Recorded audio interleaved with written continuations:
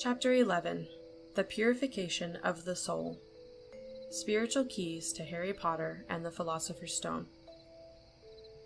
The first 10 chapters of this book include discussions of the elements that run through all the books with an eye toward the transcendent meaning of these themes, structures, and symbols.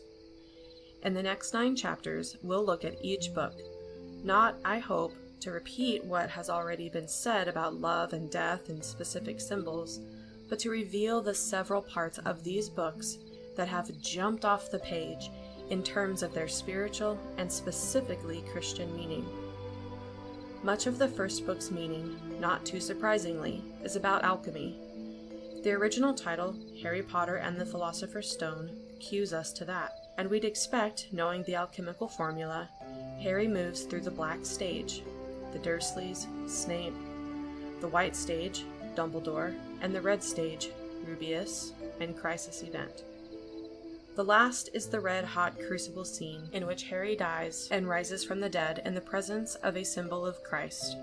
Here, the Philosopher's Stone he pulls from the Mirror of Erised.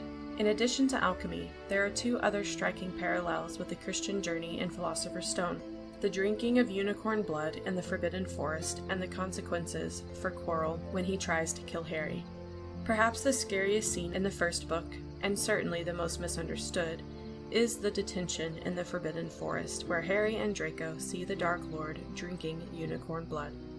The cloaked figure reached the unicorn, lowered its head over the wound in the animal's side, and began to drink its blood. Harry is saved by Firenze the centaur, who explains to Harry why someone would drink unicorn's blood. "Harry Potter, do you know what unicorn blood is used for?" "No," said Harry, startled by the odd question. "We've only used the horn and tail hair in potions." "That is because it is a monstrous thing to slay a unicorn," said Firenze. "Only one who has nothing to lose and everything to gain would commit such a crime. The blood of a unicorn will keep you alive, even if you are an inch from death, but at a terrible price. You have slain something pure and defenseless to save yourself, and you will have but a half-life, a cursed life, from the moment the blood touches your lips." As we saw earlier, the centaur is a symbol of a perfect man and an imaginative icon of Christ riding into Jerusalem. Here, this centaur is talking about another symbol of Christ, the unicorn. That the blood of the unicorn will curse those who drink it unworthily, and that it has life-giving power, echoes St. Paul's discourse on the unworthy reception of communion, which is the blood of Christ. "For I have received of the Lord that which also I delivered unto you, that the Lord Jesus, the same night in which he was betrayed, took bread. And when he had given thanks, he brake it, and said, Take, eat, this is my body, which is broken for you. This do in remembrance of me. After the same manner also he took the cup, when he had supped, saying, This cup is the New Testament in my blood. This do ye, as oft as ye drink it, in remembrance of me. For as often as ye eat this bread, and drink this cup, ye do show the Lord's death till he come. Wherefore, whosoever shall eat this bread and drink this cup of the Lord unworthily, shall be guilty of the body and blood of the Lord. But let a man examine himself, and so let him eat of that bread and drink of that cup. For he that eateth and drinketh unworthily, eateth and drinketh damnation to himself, not discerning the Lord's body." 1 Corinthians chapter 11, verses 23 through 29. Christians have disputed amongst themselves what eating and drinking the body and blood of Christ means, especially in regard to doing it in remembrance.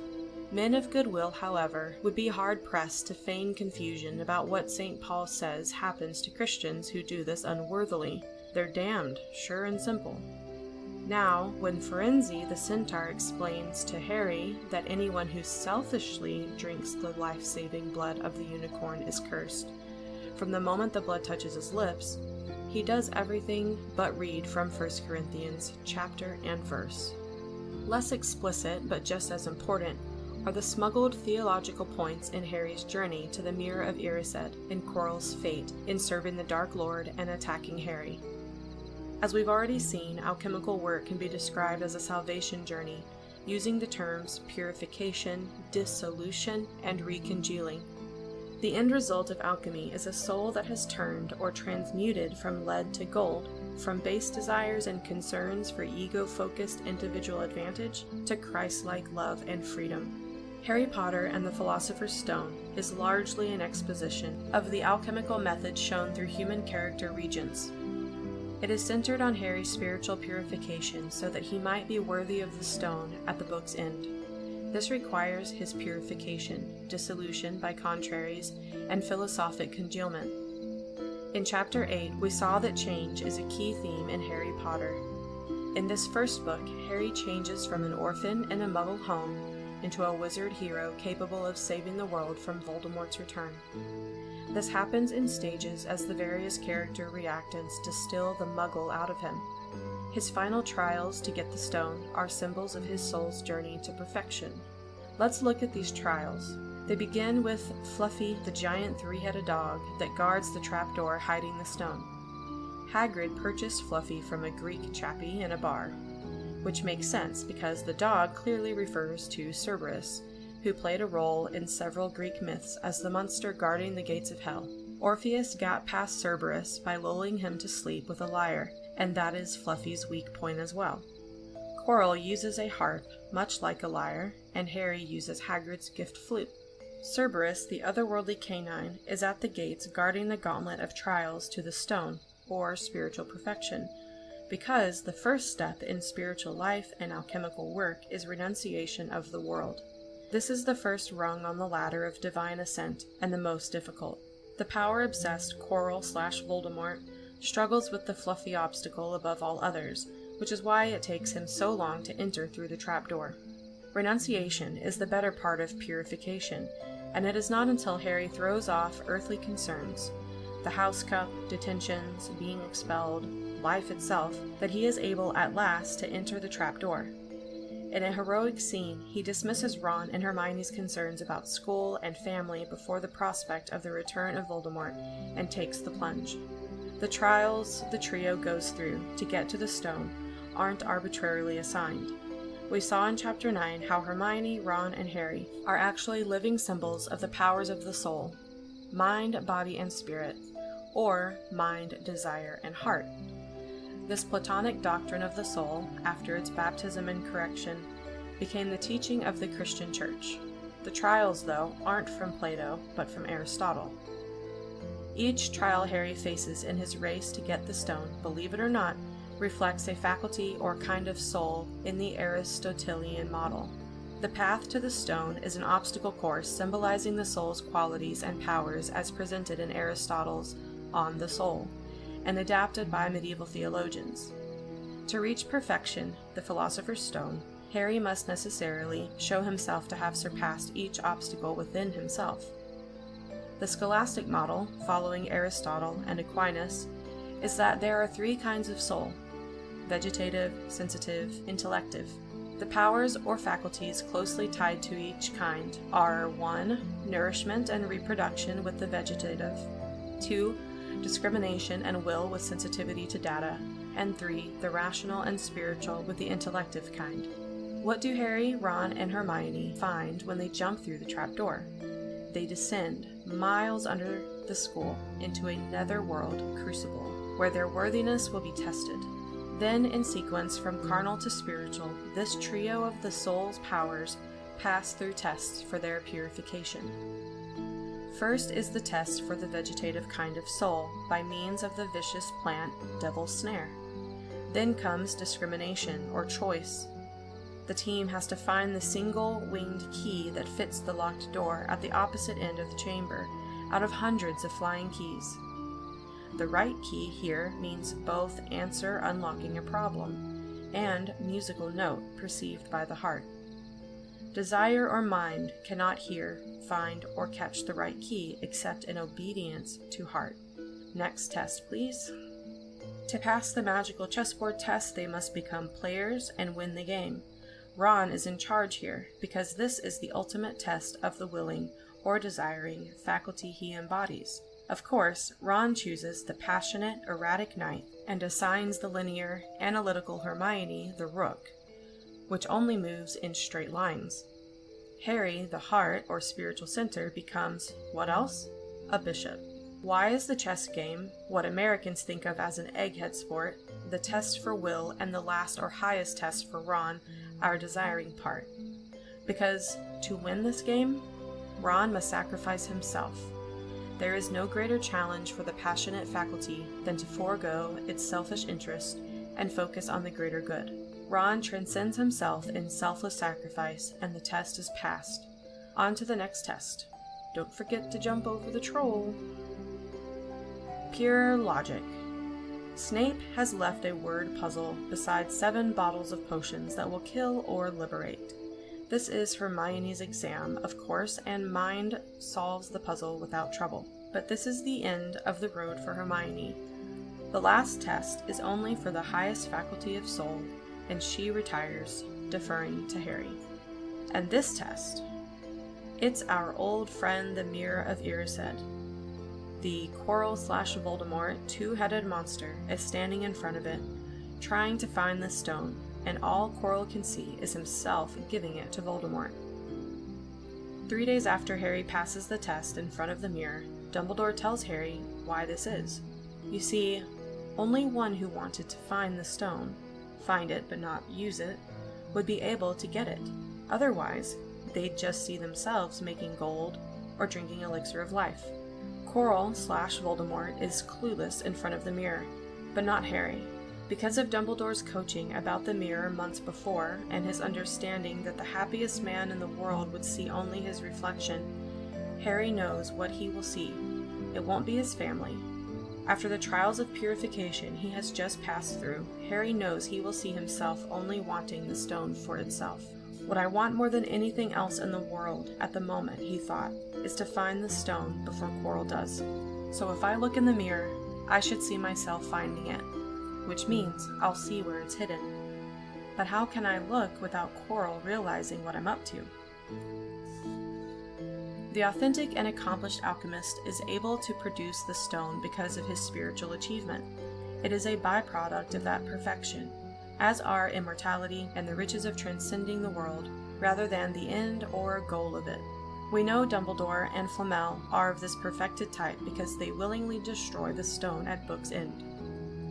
Dumbledore has set up the final hurdle to getting the stone in poetic fashion. The mirror reflects the spiritual quality of whoever stands before it. To produce the stone from the mirror, the seeker must be passionless, which is to say, not desiring any private gain or advantage. One's worthiness to hold or find the stone is a reflection of the quality of one's desires.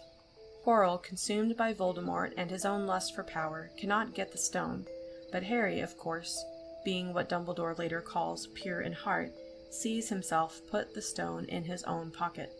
This is all very interesting, I hear you saying, but what do alchemy, Aristotle, and the mirror/stone puzzle have to do with spiritual accomplishment or Christian doctrine? Good question. The answer is quite a bit, although it's not as obvious as the unicorn blood. Alchemy was not its own religion or spiritual path.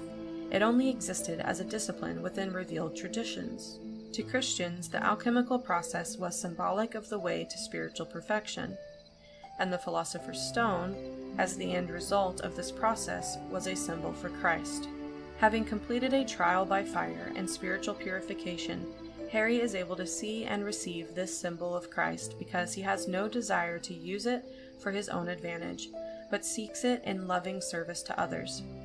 Only the pure in heart will see God. See Matthew 5, verse 8. And the mirror reflects the heart's desire. The purified Harry sees and receives the stone, Christ, then flees from the two-faced evil of Quirrell/Voldemort, and something fascinating happens. The two-headed monster is unable to touch or have any contact with Harry without burning, quite literally. Dumbledore saves Harry in the end, and after Harry's 3-day resurrection, explains what happened. But why couldn't Quirrell touch me? Your mother died to save you. If there's one thing Voldemort cannot understand, it is love. He didn't realize that love as powerful as your mother's for you leaves its own mark. Not a scar, no visible sign, to have been loved so deeply, even though the person who loved us is gone, will give us some protection forever. It is in your very skin. Quirrell, full of hatred, greed, and ambition, sharing his soul with Voldemort, could not touch you for this reason. It was agony to touch a person marked by something so good. If there is a single meaning to the Potter books, as we saw in Chapter 7 on love and death, it is that love conquers all. And of all loves, sacrificial love is the most important, because it has conquered death. Harry's protection against the assault of the evil one is the love shown years ago by someone who made the greatest sacrifice for him. His bond with that sacrifice and the love it demonstrated permeates his person and repels all evil. Voldemort cannot touch him because of Harry's worthiness to receive the stone, Christ, and because of the Christ-like love and sacrifice of his mother, Lily, that shield him. Let me take this a step further. Another echo of Christian teaching in the end of Quirrell/Voldemort is in the burning of Quirrell's hands and skin when they make contact with Harry. Quirrell burns and dies in agony. Rowling tells in graphic story from here the traditional Christian doctrine concerning God's judgment and the nature of heaven and hell. One Christian theologian explains it this way: God is truth and light. God's judgment is nothing else than our coming into contact with truth and light. In the day of the great judgment, all men will appear naked before this penetrating light of truth. The books will be opened. What are these books? They are our hearts. Our hearts will be opened by the penetrating light of God, and what is in these hearts will be revealed. If in those hearts there is love for God, those hearts will rejoice seeing God's light. If on the contrary there is hatred for God in those hearts, these men will suffer by receiving on their opened hearts this penetrating light of truth, which they detested all their life. Another theologian explains, God himself is both reward and punishment. All men have been created to see God unceasingly in his uncreated glory. Whether God will be each man heaven or hell, reward or punishment, depends on man's response to God's love and on man's transformation from the state of selfish and self-centered love to godlike love, which does not seek its own ends. The primary purpose of Orthodox Christianity, then, is to prepare its members for an experience which every human being will sooner or later have. Back to Harry and Quirrell. Professor Quirrell is possessed by the evil one. He stands before the judging mirror, looking at the quality of the desires reflected from his heart. It sees what possesses him, a selfish and self-centered love apart from God. He is unworthy of the stone/Christ and the ensuing elixir of life. So these are kept from him. When he touches someone blanketed by the sacrificial love of a Savior, here, of course, Harry's mother, and worthy of having Christ in him, the love of God therein burns Quirrell. His judgment reflects the judgment of hell that rejectors of God will experience. So what is Harry Potter and the Philosopher's Stone about?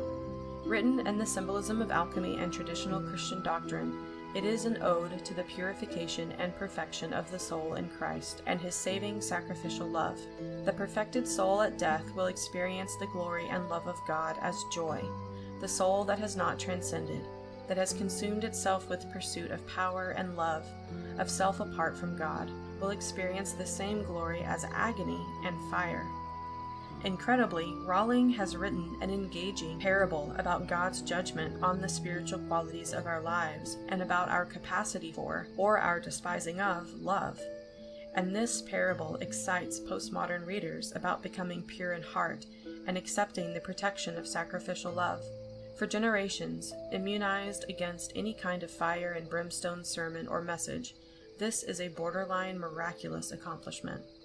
Let me close here with a story.